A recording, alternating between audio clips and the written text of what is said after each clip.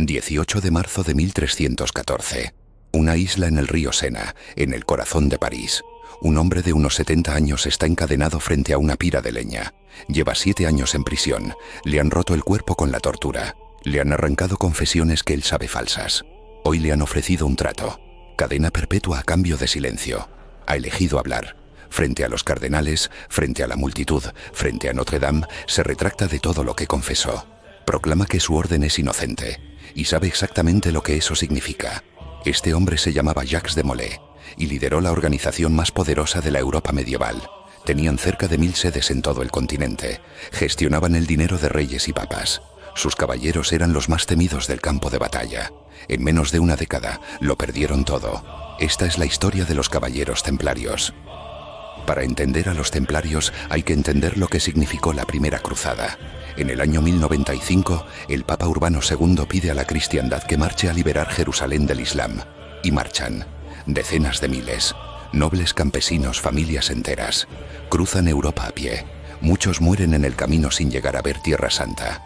Los que llegan conquistan Jerusalén en 1099 tras un asedio brutal. Para Europa, es el mayor acto de fe colectiva de su historia.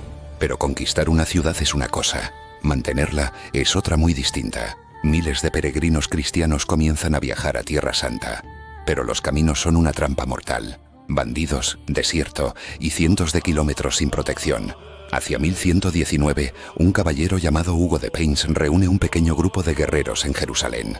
Su idea es simple: proteger a los peregrinos. Se instalan en el recinto del antiguo templo de Salomón y se llaman los pobres caballeros de Cristo. Son monjes y soldados a la vez. Una idea que nunca se había visto. En 1129, el concilio de Troyes reconoce oficialmente la orden. Bernardo de Claraval, el monje más influyente de Europa, les da su bendición. Y en 1139, el Papa va más lejos. Los exime de impuestos y los somete solo a la autoridad del Vaticano. Ningún rey, ningún obispo puede juzgarlos. A partir de ahí, el temple crece a una velocidad que nadie había visto. Donaciones de nobles, tierras en toda Europa y una red de encomiendas que se extiende de Inglaterra a Hungría. Pero aquí viene lo que mucha gente no sabe. Solo el 10% de los templarios eran caballeros de combate. El resto gestionaba tierras, dinero y logística. Eran una corporación multinacional con espada. Y hablando de dinero, en una época en la que no existían los bancos, los templarios inventaron algo revolucionario. Si eras un peregrino o un noble que viajaba a Tierra Santa, podías depositar tu dinero en una casa templaria en París. Te daban un documento en clave, y al llegar a Jerusalén, lo canjeabas por tu dinero en otra casa del temple. Una letra de crédito, un cheque de viajero. En el siglo XII, el Temple de París se convirtió en la caja fuerte de la monarquía francesa. Un recinto amurallado de varias hectáreas con torre, graneros, establos y el tesoro del reino dentro. Cerca de 1000 encomiendas repartidas por toda Europa. Los templarios eran los banqueros de reyes y papas. 25 de noviembre de 1177. Saladino, el líder militar más temido del mundo islámico, invade el reino de Jerusalén con un ejército muy superior en número. Frente a él, un rey de 16 años. Balduino IV, enfermo de lepra, con apenas unos cientos de caballeros. Pero Balduino no se rinde.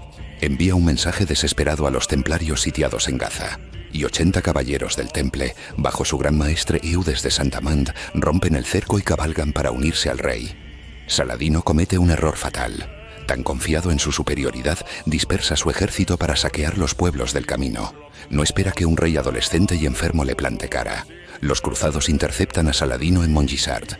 80 caballeros con armadura completa, al galope, en formación cerrada. El suelo tiembla. La línea musulmana no tiene tiempo de reaccionar. La carga de caballería es demoledora. El ejército de Saladino, disperso y desprevenido, se desmorona en minutos. Saladino huye en un camello de carreras. Vuelve a Egipto con apenas una décima parte de sus hombres. Ese día, 80 templarios ayudaron a humillar al general más temido de su tiempo. 10 años después de Montgisard, todo cambió en un solo día. Pero antes de llegar ahí, quiero enseñaros algo que las películas nunca muestran. Mientras la historia grande se escribía en campos de batalla, la mayoría de templarios vivían otra realidad. Se levantaban a las 2 de la mañana para rezar. Comían pan moreno y potajes en silencio. Entrenaban con espada y caballo. Administraban tierras y molinos. Dormían vestidos por si había alarma. Juegos de azar prohibidos. Lujos prohibidos. Silencio nocturno estricto. Desde fuera parecían todopoderosos. Desde dentro vivían como monjes que dormían con la armadura puesta. 4 de julio de 1187. El ejército cruzado marcha hacia Tiberíades bajo un calor insoportable. No han asegurado agua. Es un error que les va a costar todo. Saladino lo sabe. Ordena incendiar el matorral seco alrededor de las posiciones cruzadas. El humo se mezcla con el calor del desierto. Los caballeros apenas pueden respirar dentro de sus yelmos. Llevan horas sin agua. Algunos caen antes de que les toque una sola flecha. Los que quedan en pie intentan cargas desesperadas. La formación se rompe. Es un caos. Cuando termina la batalla, unos 200 templarios y hospitalarios han sido capturados. Saladino les ofrece una elección: convertirse al Islam o morir. Los que se niegan son ejecutados. Jerusalén cae poco después de Atín. Los cruzados se repliegan a la costa. Durante un siglo más resisten en las ciudades del litoral. Pero en 1291, Acre, la última gran base cruzada, es asediada por los mamelucos. Guillaume de Beaujeu, el gran maestre del temple, muere defendiendo las murallas. Los supervivientes se repliegan a la fortaleza templaria junto al mar. Una mina mameluca socava los cimientos de la torre principal. Cuando se derrumba, sepultan y defensores y atacantes por igual. Acre era más que una ciudad. Era la razón de existir del temple. Sin Tierra Santa, ¿para qué sirve una orden de monjes guerreros? Los restos de la orden se repliegan a Chipre. Hacia 1292 eligen a un nuevo gran maestre, Jacques de Molay. Molay es un veterano. Ha pasado décadas en Oriente. Intenta organizar nuevas cruzadas. Pero Europa ya no quiere escuchar. El Papa propone fusionar el temple con los hospitalarios. Molay se opone. Quiere preservar la identidad de su orden. Mientras tanto, en Francia, el rey Felipe IV tiene un problema. Le debe una fortuna al Temple de París, y Felipe IV no es el tipo de rey que paga sus deudas. Una orden militar sin guerra, un banco al que el rey le debe dinero, y un papa que no sabe a quién obedecer. Todo está a punto de explotar. Y entonces, un viernes de octubre de 1307, todo se derrumbó. Felipe IV lleva meses preparando el golpe. En secreto, envía órdenes selladas a todos sus oficiales en Francia. Abrir al amanecer del viernes 13 de octubre. La orden es clara: arrestar a todos los templarios del reino. Al mismo tiempo, sin excepción, Molay está en el Temple de París. El día anterior había sido portador del féretro en un funeral real. No sospecha nada. Al amanecer, los agentes del rey entran en el temple. Molay es arrestado sin resistencia. Los cargos: herejía, negar a Cristo, escupir sobre la cruz, idolatría. Las pruebas: confesiones obtenidas bajo tortura. 11 días después, el 24 de octubre, Molay confiesa. Lo que dicen las actas es que admitió haber negado a Cristo y escupido sobre la cruz durante su ceremonia de ingreso. Lo que no dicen las actas es que le hicieron para que lo dijera. Pero la historia tiene un giro que tardó casi 700 años en salir a la luz. En 2001, una paleógrafa italiana llamada Barbara Frale descubrió un documento perdido en los archivos del Vaticano: el Pergamino de Chinon, fechado en agosto de 1308.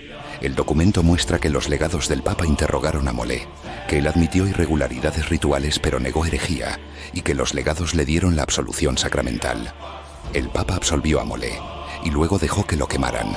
En mayo de 1310, Felipe IV envía un mensaje que nadie puede ignorar. 54 templarios que se habían retractado de sus confesiones son quemados vivos en las afueras de París. El mensaje es simple: confiesa o muere. En 1312, el Papa suprime la orden con la bula Vox in excelso, sin declaración formal de herejía. Presión política pura. Los bienes del temple pasan teóricamente a los hospitalarios. Felipe exige 200.000 libras como compensación. Muere antes de cobrar. Jacques de Molay fue el último gran maestre de los templarios. Esto es lo que le habríamos preguntado. Cuando te eligieron gran maestre, la orden acababa de perder Tierra Santa. ¿Qué se siente al heredar una causa perdida? Buena pregunta, chico. Nadie me eligió para ganar. Me eligieron para que la orden sobreviviera. Tierra Santa se había perdido, sí. Pero el temple era mucho más que Tierra Santa. Éramos una red, una idea, una fe. El problema es que el resto de Europa ya no lo veía así. Felipe IV os debía una fortuna. ¿En qué momento dejó de ser vuestro deudor y se convirtió en vuestro enemigo? Nunca fue nuestro aliado. Un rey que te debe dinero no es tu amigo, es tu mayor amenaza. Lo entendí demasiado tarde. ¿La orden se destruyó desde fuera o ya estaba rota por dentro? Éramos demasiado grandes, demasiado ricos, y habíamos perdido la guerra que nos daba sentido. Eso no nos rompió, pero nos dejó expuestos. Y cuando estás expuesto, cualquier rey con ambición puede destruirte. Confesaste bajo tortura cosas que sabías falsas. ¿Hasta qué punto un hombre puede mantener la verdad cuando le están destrozando el cuerpo? No puedes. Eso es lo que nadie entiende. No es una cuestión de valentía. Llega un momento en que el dolor decide por ti. Yo confesé, y me odié cada día desde entonces. Sabías que retractarte significaba la hoguera. ¿Por qué lo hiciste? Porque 7 años mintiéndome a mí mismo eran peor que el fuego. Mis hermanos murieron inocentes. Yo no iba a morir mintiendo. Si la verdad me costaba la vida, que así fuera. 18 de marzo de 1314. Frente a Notre Dame, una comisión de cardenales condena a Jacques de Molay y a Geoffroy de Charnay a cadena perpetua. Se esperaba que aceptaran en silencio, pero Molay se levanta y habla. Se retracta de todo lo que confesó. Declara que la Orden del Temple es inocente, que sus confesiones fueron arrancadas por la tortura. Al hacerlo se convierte en lo que la Iglesia llama un relapso, y la sentencia para un relapso es una sola. Esa misma tarde, en una pequeña isla del Sena, Jacques de Molay y Geoffroy de Charnay son quemados vivos.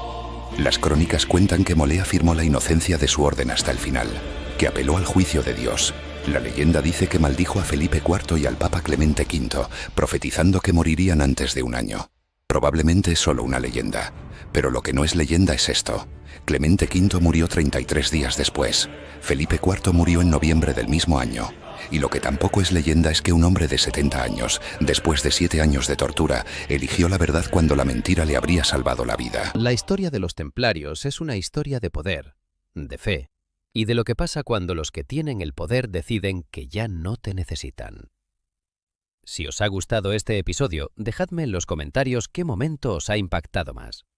Y si no estáis suscritos, hacedlo, u os mando a los templarios a vuestras casas. La semana que viene volvemos con otro capítulo de la historia de Europa. ¡Un saludo!